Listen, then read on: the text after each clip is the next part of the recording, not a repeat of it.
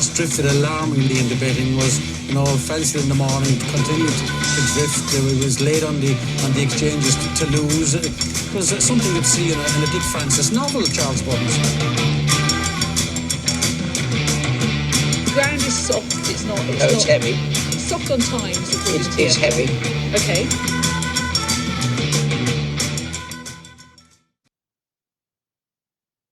Good evening and welcome to the Bar Steward's Sunday Sermon. My name's Lee Keys of systembet.co.uk, and joining me to chew the fat this evening over a variety of topics is John Lang, my usual partner in crime from John Joe's Blogspot on Facebook. John, after his famous treble last week, just like me, bombed out yesterday with some terrible tipping, and we went hashtag road to Doncaster, didn't we, John? It was a good job we. It was a good job we called it the not off edition, wasn't it? Really? It's some of ours, yeah. I mean, that's some non-jiggers. Terrible tipping from me and John. I believe Franks had a blank yesterday. Firing blanks from Franks. Difficult it was. And also, last but not least, I have not forgotten him. It's Lorne Malvo joining me and John for this episode. And good evening, Lorne. How you doing? All right. Also known as Chris. Yes. Yesterday was lovely. It was a great advert for the sport yesterday. Thoroughly enjoyed it. Brilliant. Yes. I just before we go on with the show, just a random fact. Did you know that near you, which is like Chelmsford way, isn't it? Near you, right? Yeah. There are 25 Costa coffees within a 2-mile radius. I kid you not. Yeah, I know. We love our coffee. Starved. I mean, can't move from. I mean, so again, I see you there in your Volvo, Genesis plate, leather driving gloves. You wear leather driving gloves in the winter. I know you do. Back leather driving gloves and a beaded seat cover because it's good for your back. Yeah. Chamois leather in the glove box, all of that. Yeah, I've got you pictured. So good old Chelmsford's famous for something. The home of radio, actually, Chelmsford is. It was the birthplace of commercial radio. How about that? Now Costa. I've just seen the road signs. It just says home of radio, so I assume it's something to do with that. Fair enough. Enough about Chelmsford. There's nothing else to talk about Chelmsford at all. Right, we'll come on to the first subject of tonight's show, which is reviewing, of course, yesterday's and today's action. I think the first thing that I want to touch on before we talk about any future Cheltenham stuff, hashtag the road to Doncaster, is the old green and gold colours came to my attention yesterday, and yet again, a real horrible example of how they are untouchable. Norwegian is a Edna Bolger mare, good old Edna. She had one with Mark Walsh in the saddle, 4-1 SP. She was 7-2 all morning, that kind of price. And went off a very weak sort of 7-6-8 on the machine, which I'm not bothered about that. Sometimes it happens, market forces, I get that. But then your heart sinks when you see the walk round, and good old Norwegian yesterday, 2/3 of the way back, held up wide and absolutely never put in the race. I don't know if you saw the race, both of you, but yeah. I thought if you can't have someone in for that, never ever put in the race. Never ever, absolutely just not cited once. The phrase out the back of the telly. Well, it wasn't in shot for 2/3 of the race. In fact, it was that bad that going past the line the first time round, which I believe he's about 6 furlongs from the start, he was trading at 55s. Yeah. The back of next door's telly. Trading at 55. I kid you not. 7.8 and trading at 55s with a lap to go. John, did you see this? I did. It was an absolute horror story, wasn't it? Really. I mean, and a second favourite like that. I mean, you kind of think everybody on the course must have swerved it, because you'd be thinking, why aren't they storming the lane room after this and asking for an inquiry or something? But it's just like, as you were saying yourself, I think this pandemic, it's made people just accept shit all the time. You know, shit service when you go out to eat, shit this, shit that, and shit stewarding. Yeah. It's like, oh, well, what did you expect? Yeah. You know. I mean, Chris. I mean, this is thing, right? I mean, the old JP thing, which seems to be common knowledge, obviously in the betting betting fraternity, that obviously everyone knows. JP likes a float up, likes a spin, likes to do whatever he wants, basically. But it's funny when you complain about a JP not off. The replies you get are, well, what did you expect? Yeah. I mean, casual acceptance that there's a fair chance you're going to be setting fire to your money. Now, but actually quite serious. You those bets, whatever bets you had yesterday, and I did, was struck. Well, you may as well have set fire to it because it had no conceivable prospect of winning, and that's terrible. If you're going to try and sell the sport as a viable gambling product, and it's laughable, but people accept it, don't they? Everyone goes, oh, well, what do you expect? Campaign with another day in mind, or whatever. I think to some degrees, when people like say, I have conversations about jump racing and flat racing, and I think that's one thing that does put me off with the jumps more than the flat. People say, oh, why do you like the flat a lot more? I'll say because usually you're dealing with, I don't know, anywhere between 200,000 and 2 million guineas thoroughbreds that they aren't really going to start messing around with too much. I mean, it goes off, of course it does, but they aren't going to start, a real nice project. They're not going to start being dizzy with a very nice project that they have. And I think that's the difference with national hunt racing, because obviously owners can freely buy horses from anywhere from sort of like, I don't know, 10,000 to sort of 50, 60,000. You get three of you involved, 20,000 each at the sales. It's affordable for the 10 bob millionaires to come in and potentially own a nice Saturday national hunt horse that gets an ITV racing, and it's a bit of sport. And I get that, but with that comes the old, well, they've nicked my price, so they can arsehole. Because the only good thing I took out of that race yesterday, the favourite got beat, because there have been some cute bastards that were in on this. Oh, yeah. And found out this was an on-jigger and thought, right, I can help myself here. And the fact that got beat, I thought, good enough, because they'll have been parading around with the tickets as though they've got a fucking PPA contract. I mean, exactly. I mean, it was well back Castletown House, about 5-2, I think it was. And obviously that went handy from the front. So you can bet your life that a few people thought they were being probably a bit clever as well with that. I mean, we might be talking complete rubbish here, but there was probably. Sorry, Chris. Sorry, the horses aren't machines. They don't run on rails, And how many winners have you ridden? That's all I have to say. Oh no, I get cold in it. If I do go from the rooftops on certain things, and I do start shouting my mouth off, there's always a few that want to say that I'm an idiot and I don't know what I'm talking about. But perhaps they're right. Well, I think the point is it's not simply a question of a horse, underperforming compared to your pre-race analysis. It's more a case of a horse underperforming that the market seemed to know in advance would underperform, and the tactics seemed to suggest that was going to be the plan. So it's not just some punters moaning about backing a loser, it's us punters moaning about backing a loser that the market strongly suggested would perform the way it did. And it's the absence of questions by stewards and those in authority that's concerning. Ultimately, the answer might be entirely sort of explainable. The horse may have worked poorly, may be very fragile, but somebody knew that wouldn't be subjected to a hard race, and that's the problem. Yeah, no, spot on. I mean, John, there was a worse one yesterday than that. The 12:40 at Warwick, the old kitchen fitter. Sent one over to Warwick. Tissue favourite. It was all morning. Obviously, everyone's scared for the gamble.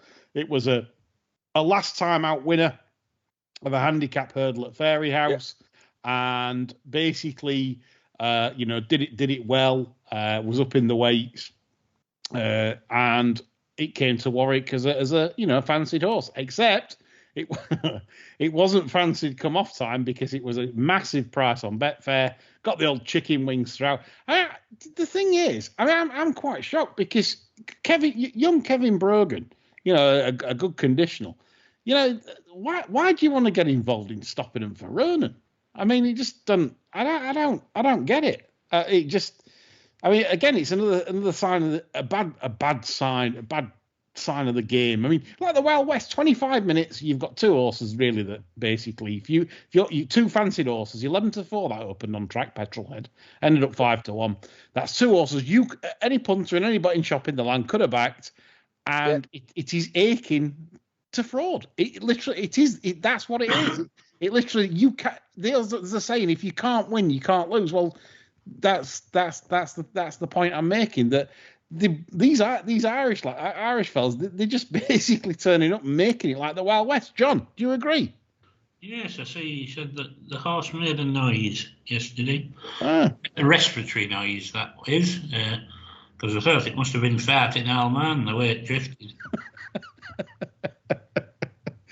I mean, this is the sad thing. Everyone knows that Ronan McNally has been landing gambles right, left, and centre. Fair enough. A lot of his horses are priced up accordingly now because everyone knows who he is and what he does and how he does it. And fair enough. You have to make your books accordingly. And obviously, anything he has is always going to be put in short now. It's a bit like he's getting like Barney for strike rate. It's just it's ridiculous. So I get that.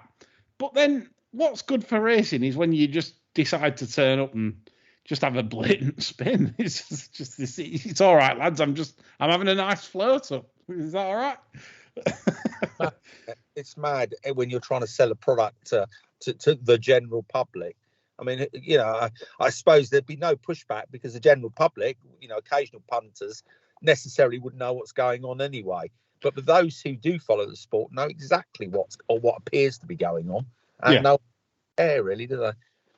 I think that's it. I think it's the lack of no one's bothered. It's just that's what I'm saying. It's not really. I don't mind gambles being landed. I don't mind. I like horses that are plotted for race. I like everyone cheats for a mark. I get that. It's like you don't play Monopoly and without telling someone to go and make a cup of tea and have a few 500s out of the bank. If you haven't done that before, you don't play Monopoly properly. So on Park Lane. I'm going to say, how can you afford Park Lane and we've only done 3 laps of the boat? I can afford Park Lane and Mayfair. How's that? I don't know.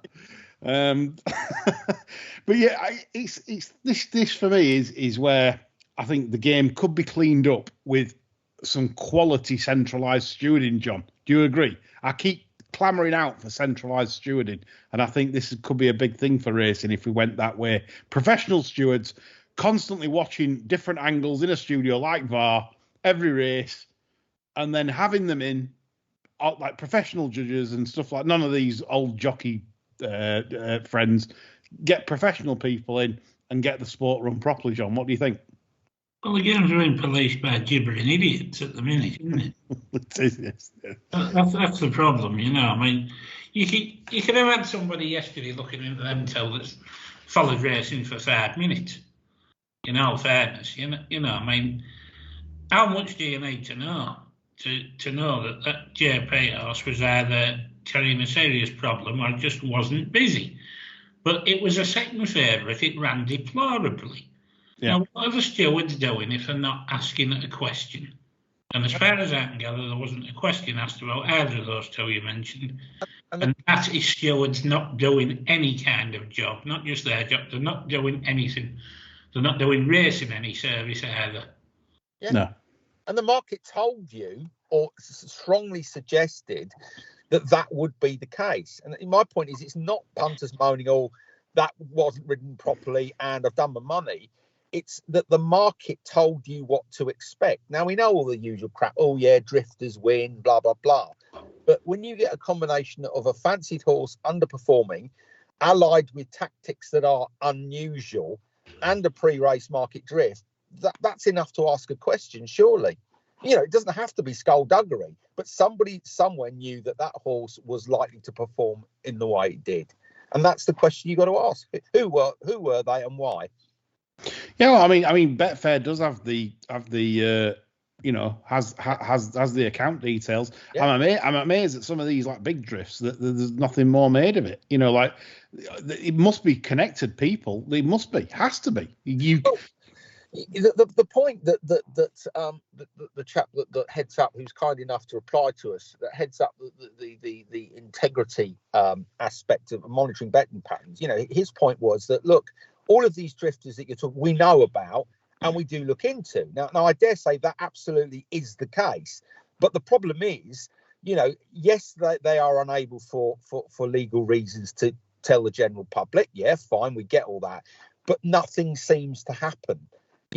People, you don't seem to hear very often of people being warned off or investigations that come to a conclusion whereby people are, fined or banned. I dare say there are investigations ongoing. I'm sure there would be. There has to be to justify their existence. But what happened? Nothing seems to happen at the end of it, and that's my concern. Now, if I'm wrong, great. People can let me know, but nothing seems to go on, because it carries on day after day, month after month, year after year, and it's the same people. You can write them down on a piece of paper. Those sorts of trainers and jockeys that are associated more often than others with unusual betting patterns. Yeah. I'd love to know where the horse race betters forum is on this. Because as far as I know, they were set up to champion the rights of punters and all the rest of it. Then, as far as I can gather, they've been silent on this issue. I haven't seen anything about it. Yeah. I do think they should be more highlighted. Maybe sort of everything that's sort of ridiculously weak, sharp late drifts, etc. on Betfair, whatever, and probably rides to match. I don't know why they can't be highlighted. It's like nowhere to go to, have they? You sat there, you had your lucky 15 on a Saturday, 4 second fabs or whatever, and you ended up with 2 or 3 no tops. Yeah. What do you do if you've had it shoved up your ass like that? You've nowhere to go, nobody to ring up. You go on Twitter and start shouting and then that's it, isn't it? And then get called an idiot. That's all you've got, and then move along, nothing to say here. I think that's it. I think it's the general disdain that those in power have for general punters. Say that do spout on Twitter or whatever. And I know there's some. Yeah, I know. There are idiots. There are loads of them, but that doesn't mean to say that any legit that all concerns about the way horses are ridden or the ultimate performance of horses are punters pocket talking. Actually, I've got a lot of respect for anybody that pocket talks, because you got skin in the game. You put your dough on the line. I've got no respect for people that offer strong opinions that haven't had a bet. Not interested. If you feel that strongly about something, put your fucking money on the line. Else, shut up. So I think whatever people think, at least pocket talkers, i.e., punters, have paid to express their opinion. Pundits haven't. So I'm not interested in what pundits have to say about anything, to be honest, unless they've had a bet. Fair shout, that. Yeah, like you say, like those that put the money on the line and a pundit. And I often pundits will rubbish skullduggery. If ever you say or tweet at a pundit and say, there's no way on earth that was off, I will guarantee you they're not coming back and agreeing with you. No. Guarantee, 100%. No. They don't do it. They don't, and they'll try and a bit like how media is now. They'll discredit you for questioning. They'll discredit you. They'll say, pocket talk. Like you just said, the phrase pocket talk is. Oh, cost you 50p, have you? Well, yeah. 50p or 50 grand. Yeah.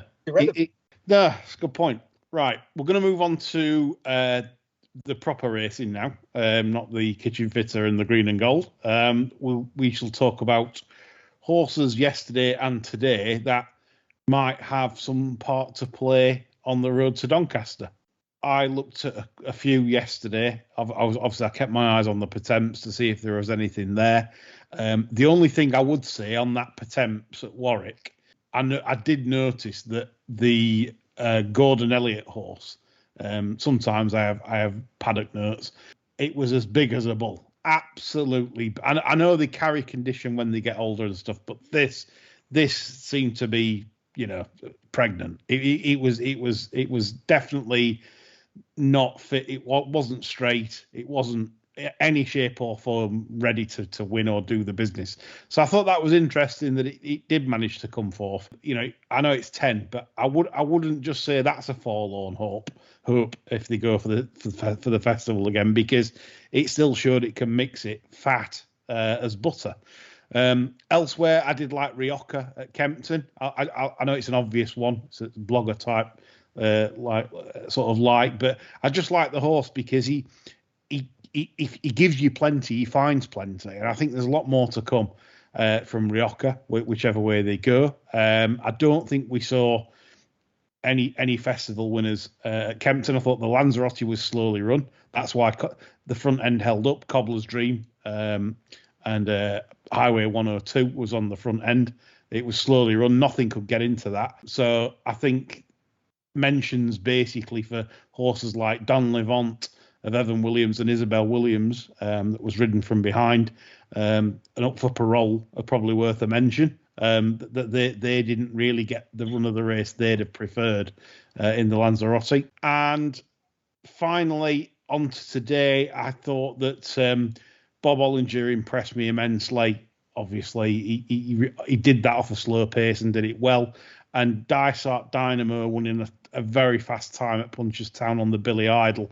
That has to be a live contender at Cheltenham, although it is more difficult to make all over that course. They run the Supreme Novice on at Cheltenham, if that's what they'll do, which is what they've been doing so far. So that was my summation of everything this weekend. John, anything that sort of caught your eye, festival or anything wise going forward? I thought the runner-up shaped well in Bob Ollinger's race. Actually, I thought it kept on quite nice. I think 3 miles out.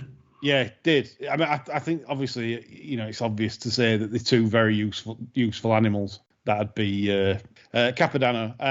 The third Gallard de Mesnil in Bob's race today wasn't off a yard, not a yard. When the pace quickened, Paul Townend had no interest in going after them at any point. So to some, people think I might have disappointed. He wasn't off. So clearly they've got, I don't know what they've got in mind for that, but whatever they have got in mind for the Fez, I see he's entered up in the National Chase. He's entered up in the Brown Novices Chase, the Sun Alliance. It'd just be interesting where they go with him. He's not a forlorn hope on that because he wasn't off. John, sorry to interrupt. No, that's my lot, to be honest. I mean, anything else, I'd be looking for something for the Lincoln. I mean, obviously, Kempton yesterday, we saw that forerunner Silviano Conte. Mr. Fisher did, I think, what Mr. Fisher can do. Yeah. I don't think the former. I mean, Defi de Sir, you basically that's as dead as me. I think. You're not taking either of them out that race, are you? I mean, you know what Fisher is. It'll get beat at Cheltenham. Yeah. Very little interest, really, for me. No, I agree. Like I said, the main things for me, if people like a bit of the prices and not blogger bets, like I said, Sire de Burley in the Potemps, as I've mentioned, was very big for me, very fat. And obviously the Gallard de Mesnil in Bob Ollinger's race, that was just a spin. It was just like, let's turn up. We're not bothered of beating these. We'll just have a run out and plan for targets. So I'll be looking at that horse closely because they're definitely lining that their target will be interesting, certainly at the Fez, and it's big prices. So interested at about 33-1 for different targets at the Fez, but I wouldn't write that off. Okay, right, move on. And next part of the show is where John has got something special for you, really. He's told me, and he told me he was busting to say it on Friday's show, and I said no because Sunday's show's a sack of shit. So yes, it's a fucking complete waste of my time, and I dare say the one listener you got for three. So John, there's a big political bet, so I'm going to give you centre stage. Away you go. Well, what it is, I don't know if any of the listeners have noticed, but there seems to be a bit of upheaval on the political scene at the moment. What, in this country? Yeah, Oh. quite surprising, isn't it? And there's even some people thinking the Prime Minister's position might be under threat. And I know it's hard to believe, isn't it? Just so soon after he got Brexit done and everything else. But I did think, well, I'm going to have a look at the markets here and see what the situation is. And in the event of us losing, dear Boris, I thought we might all be able to console ourselves with a nice bet on whoever's next in the hot seat. So I started off by having a look at the front runners, if you like. So I started with like current cabinet ministers, you know, and I sort of went through the following. Well, Priti Patel's staff think she's a moron. Yeah. And she thinks the British are idlers and wants the death penalty brought back. So really, she should be about the same price as Satan to be the next Prime Minister. Dominic Raab didn't know Dover was a significant place for imports and exports. Yeah.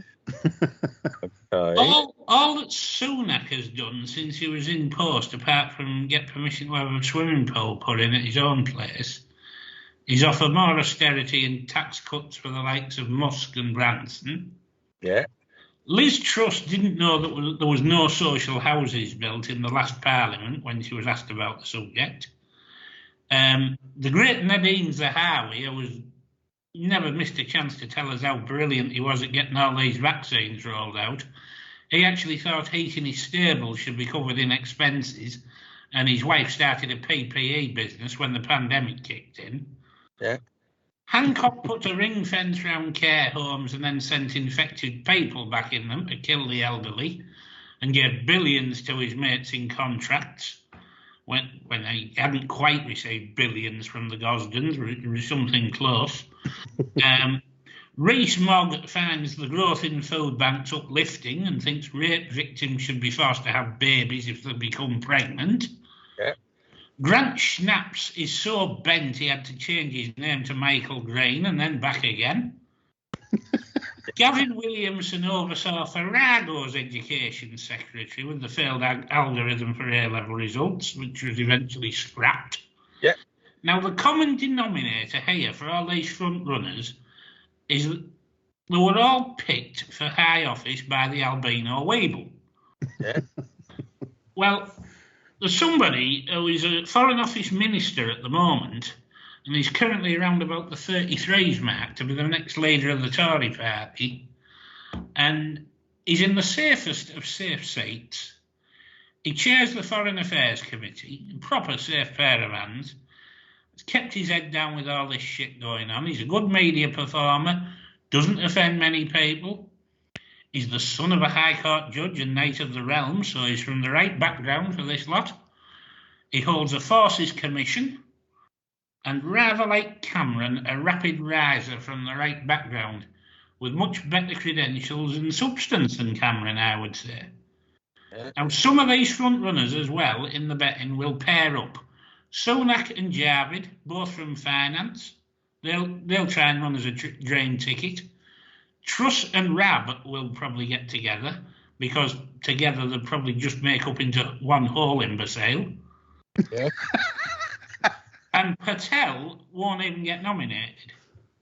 So that leaves us with Tom Tugendhat at 33-1 for the next Prime Minister of the country. Well, Chris, what you saying to that? I'm seeing 16s at Betfair Sportsbook, so I'm trying to look at the 33. I think, you're right. I mean, Mr. Justice Tugendhat is, is part of the establishment, but I mean, all of the logic that you've given, John, it makes perfect sense. But do you think the fact these people are morally bankrupt makes them weaker candidates than Tom, who seems to be a slightly straighter player? I think the Tories enjoy having wicked people in the party. So, but as I say, at that price, you can afford to throw a few quid at, isn't it? I think the only possible alternative is Sunak getting in on a finance ticket. and traditionally, obviously, is the wrong colour for the Tories. You know, I mean, there'll be some old majors and that in constituency party offices having this, but he would have saved constituency by the actual local offices rather than obviously those in government. So that's a good point, actually. You know, but it's a two-horse race for me. One's round about the 5 to 2 mark, and the other, well, certainly could have been back at 33s. I'm on at 33s. Good for you, half timer. Everyone loves that. So there it is. Yeah. Well, I'm just going to have my £5 million win now. Let's see what I'm restricted to at 16s on Betfair. Live as it's happening. Here we are. 90 pence I can have at 16. So I'm gonna take that. I'm gonna take under the odds. I'm gonna have 90p on. That's what I'm restricted to. How about that? Fantastic. It's good, isn't it? It's a good case, John. Really. Only thing I would say on the downside, but obviously at that price, I'm not going to poo-poo anything too much. But he's a Remainer, and obviously with the Northern Ireland situation not resolved, that might not be a good thing, and especially given that Boris spent half his time kicking out all the Remainers. I think the trouble is when Boris goes, a lot of Boris's shit will have to go with him. Yeah, and nearly all the cabinet, in all fairness. Yeah, I see that, and I do think whoever comes in, like you say, it will be one of them sweeps claim because hangover Indian clear outs. They can't have another Farrago like this. I mean, this is just beyond parody, isn't it? You know, yeah. I mean. It is interesting, though. I mean, what you said about him having a relatively clean and uncontroversial media profile. I mean, looking at the list of other candidates there, they're all so tarnished, aren't they? They've all been hiding in scandal. And your man here, I can't even say his name. I'll call him Tom because I know him on first name terms. He's ducked his nut, hasn't he? And by default, he hasn't been embroiled in any scandals or whatever. He's the John Major candidate coming up the rails that nobody's took any notice of. Yeah, completely. Whereas all the rest of them, you can sort of articulate the scandal they've been involved in or the crises. This guy is working away in the background, establishment figure, a safe pair of hands.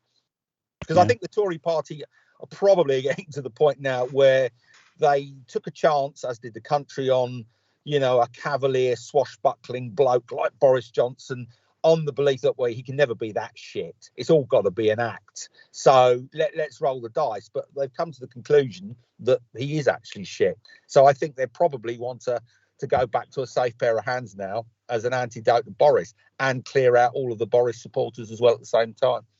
Yeah. Well, good stuff, John. Anyway. Yep, good stuff. Big price selection from John there for any political punters. We don't do politics very often, but always nice when we get a nice big all price. All the time. What are you on about every week, moaning about Tories and the government? No, that's on my private. I don't tell anybody what my private account is. Everyone that goes on my private account blocks me.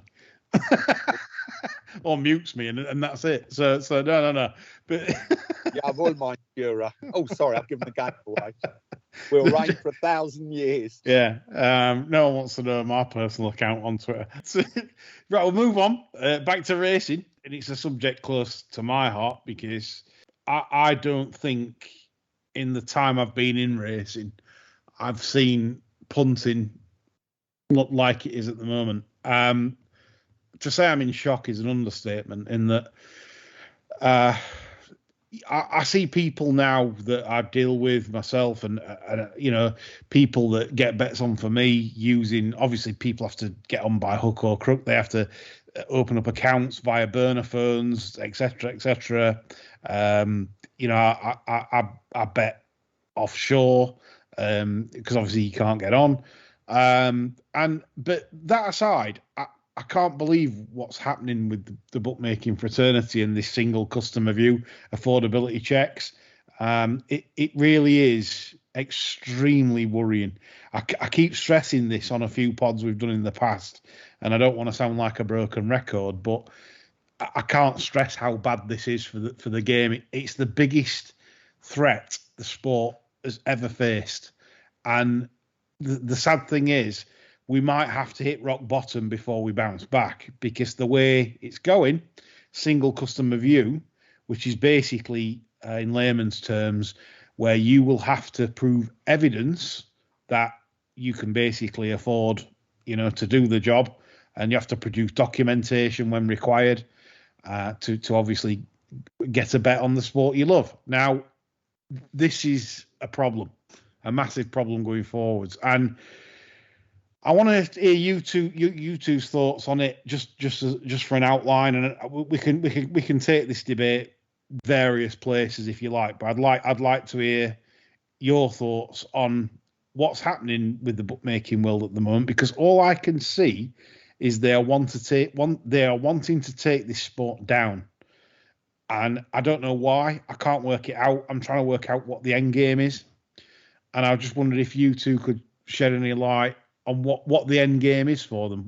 Why would they want to do this? For example, in the terms of Betfair Exchange, why would you want to take a fantastic product, Ingenuity, and try and destroy it? I mean, anyone expand? Well, I mean, the problem with it, especially, is the sharing of the information for me.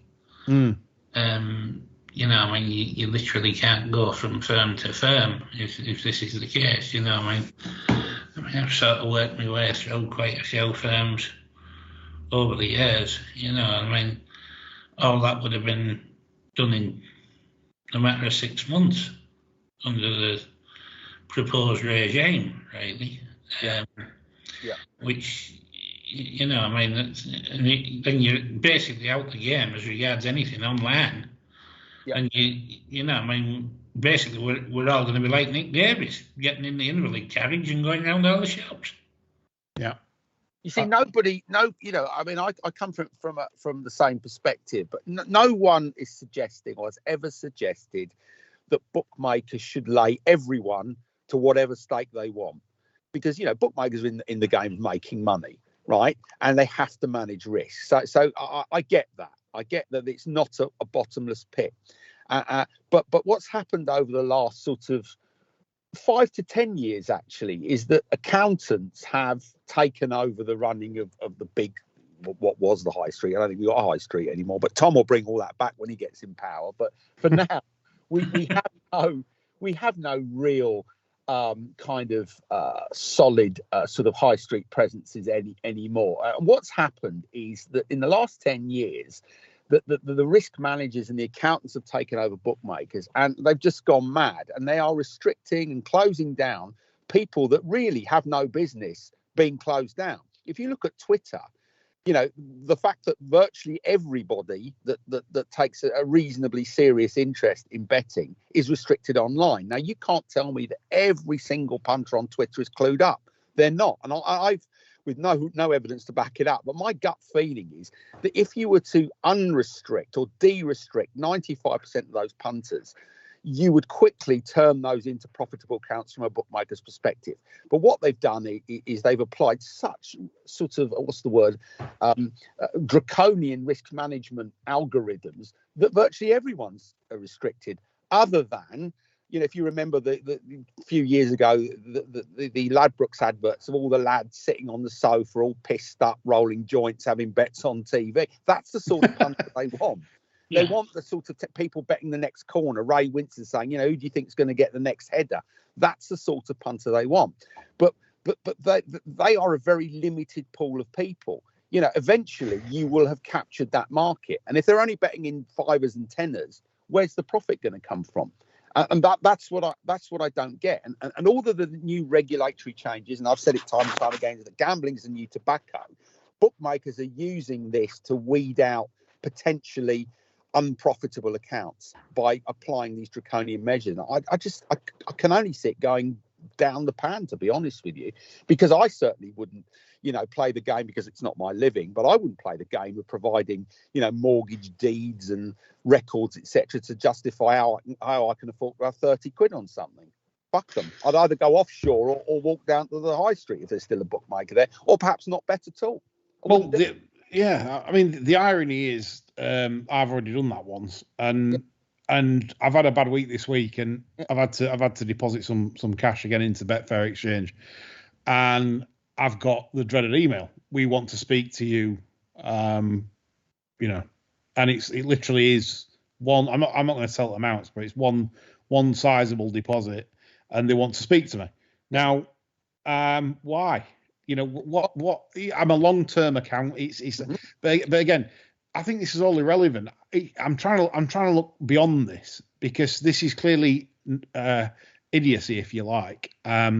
So what could be the end game? What would they want to see? Do they want to keep all the casino VIPs and literally trash the entire betting, like the sharps and then the semi-sharps and then the casual Saturday bettors that make money, and then the as Jeff Banks would say, arbors, which I think is rubbish in this day and age. You can't arb nothing.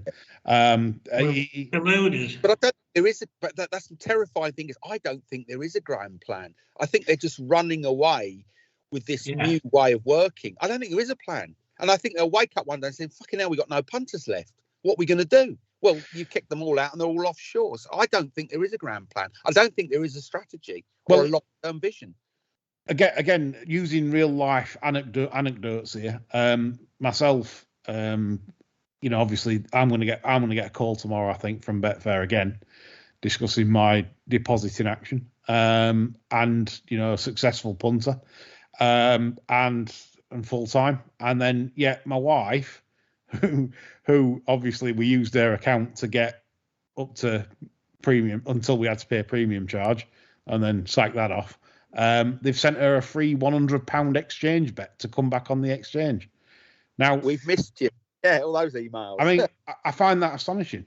Yeah. That potentially, I'm probably at the moment, I'm roughly paying. I'm not, like I say, I'm not one of the big punters on Betfair, but I'd say a typical week I'll pay anything between £600 and £1,500 a week in commission on Betfair.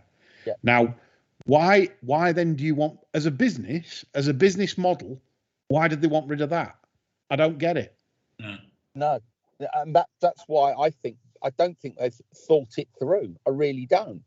I mean, look, I'm sure there are strategy documents knocking around in confidence within the big bookmakers and exchanges, but I just can't see what the end game is, because I don't think there really is one. And I think one day they'll wake up and they'll send a flurry of emails out to punters that have gone saying, "Oh, we've missed you. Come back, please. Have a free bet," because they've cleared them all out. So I'm also trying to look at it from a bookmaker's point of view, because that's to come to a conclusion and a sensible debate or an argument, you've got to try and look at it from everyone's point of view. Yeah. Now, when I was younger, I ran a few betting offices, and one in particular I was told was a gold mine. Didn't take very much money, but what it did, it had a high number of slips for low stakes, and I was taught back then that that's a good shop, and I obviously it didn't make bucketfuls of cash, but the return on investment, as in, it was a big percentage shop, because everyone come in with 5-10 pence round robins. There was no sharps, there was no £500 win, there's no like on a 4-to-1 shop that should be twos. It was literally just taking lucky 15, 6-4-1s all day long, plenty of slips. Busy because there's plenty of punters and obviously, but all having pennies on. Now, is like we said about the lads analogy. Is that how they see it from a commercial perspective? So we need to protect. We need to ring fence the VIPs. We need to ring fence the casino VIPs. They're the ones that give us absolutely plenty of readies. Obviously can't win. And then the other side of the business, we want all the lads, 5s, 10s. They can never do any damage. One day they'll get an hacker up, might pay a few grand, but lo and behold, they'll be back and do it all in. I I think that's the model they think. But like you touched on, Chris, I think the problem is in achieving that, like you said, there's a finite level of those people, so you cannot keep building that business. It'd be very expensive to do so, and I don't understand why you wouldn't take. If I thought I'd got a 5% edge on a punter overall, looking at his bets or her bets, I would think, yeah, take them on. Yeah, why not? I mean, you might place certain restrictions on them. You might, but I don't understand why they're hijacking this single customer view and why they're bringing it in when it's not actually legislation. For example, affordability checks were never brought in as legislation by government. It was recommended by the Gambling Commission. Recommended, not law. Not in, this is not. They choose to do this, and they seem very happy to do it. And I don't understand why. I'm still racking my head. Maybe a bookmaker, a listener, can tell me why I shouldn't be racking my head at why you would want to lose turnover. Yeah, it's interesting, isn't it? And if they are saying, well, we can still continue to attract the lads having the 5s and 10s, they probably got to think again, because there was huge pressure on outlawing or restricting gambling advertising, during sporting events, logos on shirts and all that stuff. So they're not being able to advertise as aggressively as perhaps they once were. And the lads type culture, they're disloyal, that they'll dip in and out of betting, and they'll only bet when it coincides with a high profile match or a race or a social event, etc. But they're not going to be punting Monday to Friday. It'll be restricted to the weekends, etc. So I think that's a very short-term view.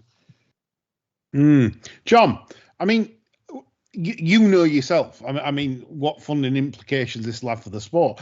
Why aren't the BHA? I know the BHA have got no effect on Gambling Commission. I've got no effect in it. They've got no power in what is getting brought in. Because they've just got a signed deal. That's all they've got to go on.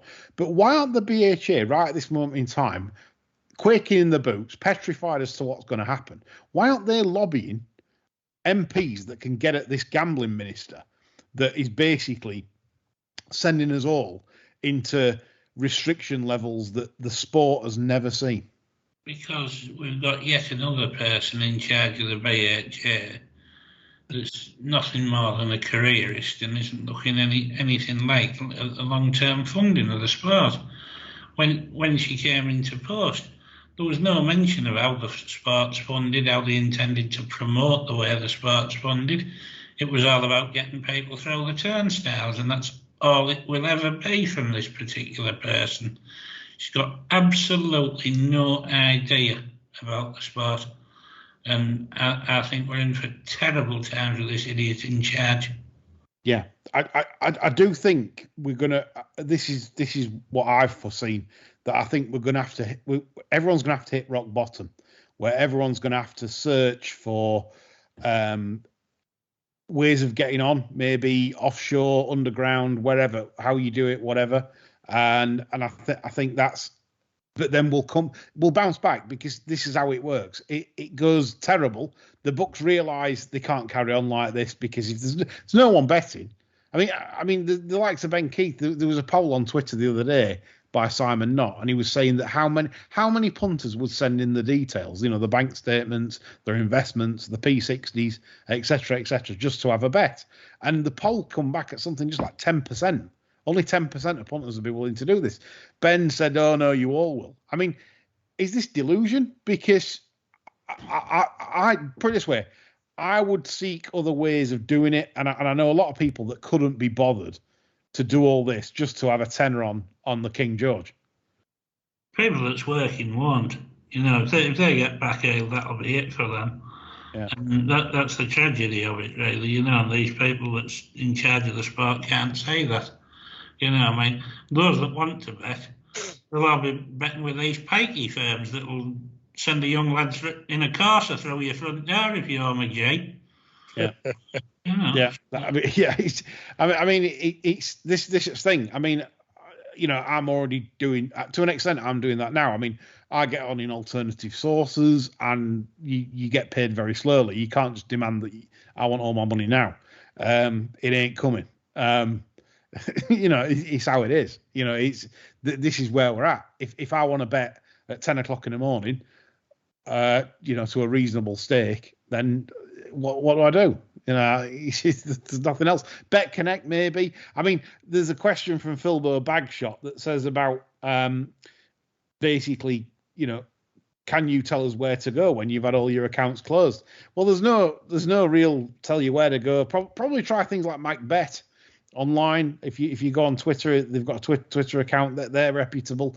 They'll lay you £1,000. They'll lay you to lose up to £1,000 at morning prices and up to £2,000 after 11. I don't know if they keep the sharps. I don't know. I can't tell you. I don't use them, but they seem pretty fair to me. They're always advertising that they'll do this. They'll lay anyone, whether you're a winner or not. They always claim this, and they've got on-course pictures. So maybe they do, but give them a try perhaps. And other than that, WhatsApp bookies.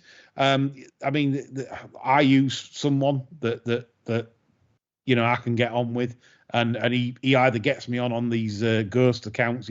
He buys people's accounts up, Bet365's, William Hill account, all this lot, and he's having a right job at the minute. They're closing everything down. They're closing everything he's ever had down. He lasts about 2 days on an account before he seems to get shut. They really are clamping down.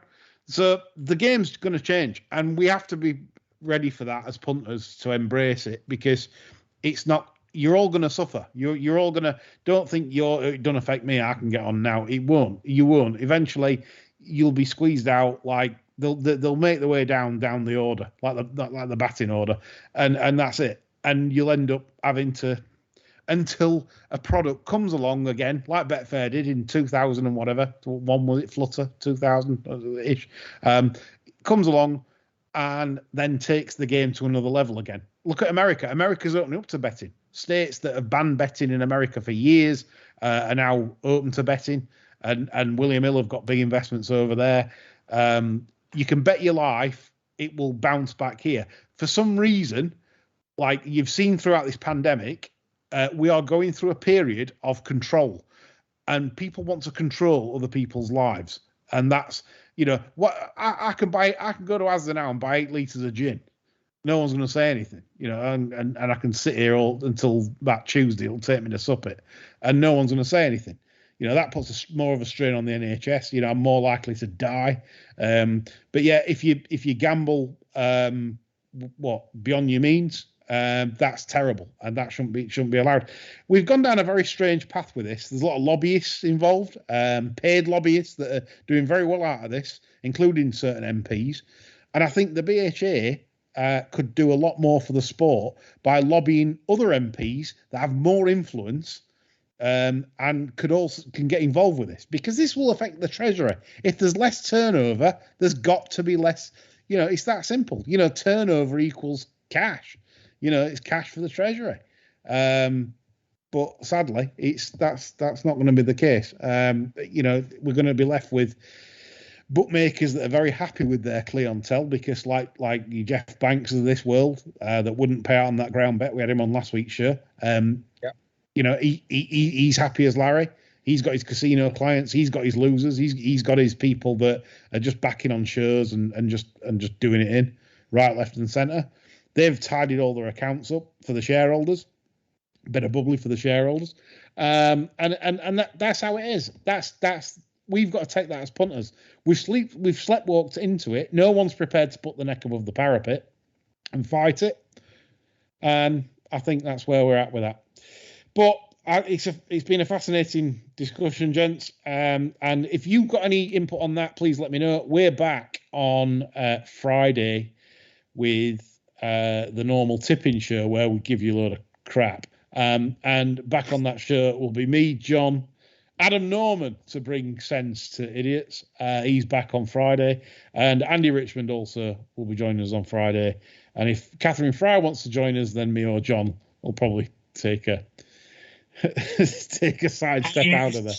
A hiatus. But yeah, that's the lineup for Friday. So thank you, Chris. Thank you, John, for this show. It's been an interesting discussion, and that's all from us. Bye for now. Right, the show's over, boys. Thank you very much.